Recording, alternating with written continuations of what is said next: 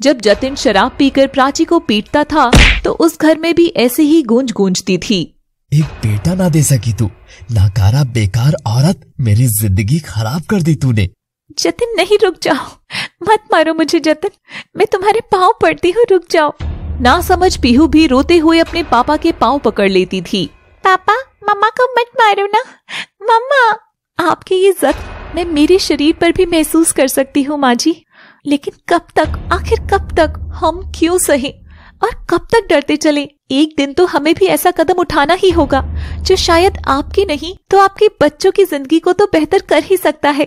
और उस दिन प्राची ने भी वह कदम उठा ही लिया था। जब जतिन पीहू को बेच आया था तो उस दिन प्राची के अंदर की डरी हुई पत्नी मर गई थी और बची थी तो सिर्फ एक माँ। जतिन, मुझे बताओ आखिर कहाँ है पीहू? लेकिन जतिन बेहोश हो जाता है। प्राची झल्लाकर उसके ऊपर बैठकर उसे खूब चांटे मारती है। जतिन, मैंने पूछा कहाँ है पीहू? बड़ा जोश आ रहा है तुझमें, बेटा तो पैदा कर नहीं सकी और जोश दिखा रही है, आथू। जतिन अपना मुंह नहीं खोलता। तभी प्राची को जतिन की शराब की टूटी बोतल दिखाई देती है और वह कांच का टुकड़ा उठाकर जतिन की गर्दन से लगा देती है। आज ये माँ अपनी बेटी को बचाने के लिए कत्ल भी कर सकती है और मर भी सकती है। मुझे बता दे कहाँ है मेरी पीहू? जतिन प्राची का ये विभत्स रूप देख घबरा जाता है और लड़खड़ाती आवाज में कहता है, वो हमारी बेटी शराब के अड्डे पर मैंने बेच दी। नीच आदमी, और कितना गिरेगा तू? अपनी बेटी बेच दी? थू है तुझ पर जतिन, थू। प्राची गुस्से में आकर जतिन के पेट में कांच से 3-4 वार करती है और जतिन दर्द में बिलखता सा वहीं गिरकर तड़प तड़प कर मर जाता है। प्राची अपनी जमा पूंजी लेकर पीहू को ढूंढने निकल जाती है।